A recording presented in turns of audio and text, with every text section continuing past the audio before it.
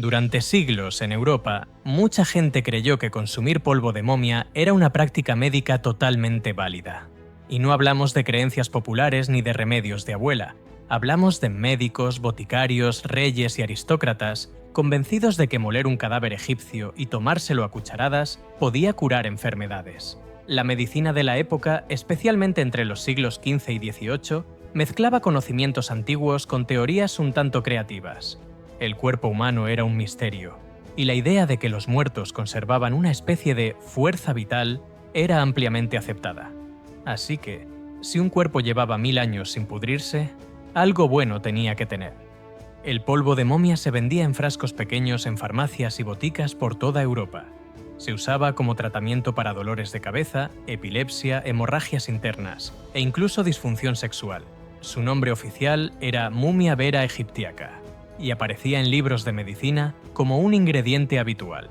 Uno de los mayores fans del producto fue Francisco I de Francia, quien llevó siempre un poco de polvo de momia consigo, por si le pasaba algo grave. Otro caso conocido fue el de Paracelso, médico suizo del siglo XVI, que defendía el uso de partes humanas como medicina en un sistema que hoy llamaríamos canibalismo farmacológico.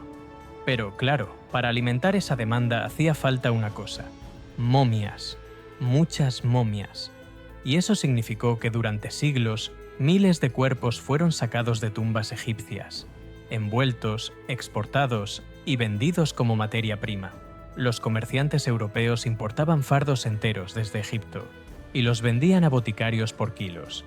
Algunas momias venían completas, otras ya troceadas, listas para moler. Había verdaderas cadenas de suministro de cadáveres desecados que cruzaban el Mediterráneo. Y como siempre que hay dinero de por medio, aparecieron los timadores. Algunos usaban cuerpos frescos de criminales ejecutados, los secaban al sol, los untaban con betún y los vendían como momias originales. La piel oscura era especialmente valorada porque se pensaba que contenía más potencia vital. En las boticas, el polvo se almacenaba como cualquier otro remedio. Había frascos etiquetados como mumia entre los aceites esenciales y las infusiones de valeriana. Incluso existían manuales con instrucciones para su preparación y dosificación. Los médicos recetaban el polvo sin dudarlo. Algunos mezclaban la mumia con vino, otros con miel. Había quienes lo convertían en pastillas y quienes lo espolvoreaban sobre heridas abiertas. El olor era descrito como fuerte, terroso y algo salado. Hubo también debates entre los propios médicos. Algunos insistían en que solo debía usarse polvo de momia de faraón porque su origen noble lo hacía más efectivo. Otros se conformaban con cualquier difunto que pareciera bien conservado. En Londres, Paré y Guy de la Fontaine denunciaron la venta de falsas momias en los mercados franceses. A medida que avanzaba la ciencia, las cosas empezaron a cambiar. En el siglo XIX, los avances en microbiología revelaron que esos cuerpos milenarios no estaban tan limpios como se pensaba. Algunos contenían bacterias, hongos y toxinas que podían resultar más perjudiciales que curativas. Hubo casos documentados de gente que enfermó tras consumir el polvo. Y aunque nunca hubo un escándalo sanitario como tal, la moda empezó a desaparecer poco a poco. Aún así, en algunas farmacias victorianas podías encontrar algún frasco perdido de mumia a finales del siglo XIX.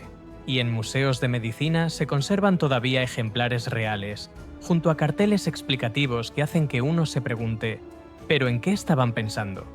Hoy, el caso del polvo de momia se estudia como uno de los ejemplos más claros de canibalismo medicinal. Una práctica normalizada en su tiempo que vista con ojos actuales parece directamente macabra. Y sin embargo, es parte de nuestra historia, una historia en la que la medicina se mezclaba con creencias, poder, ignorancia y comercio. Una historia en la que, durante siglos, miles de europeos se chutaron a Tutankamón creyendo que les haría bien. Y la pregunta final que queda es, ¿qué cosas de las que hacemos hoy parecerán igual de absurdas dentro de 300 años? Gracias, momias. No fue personal.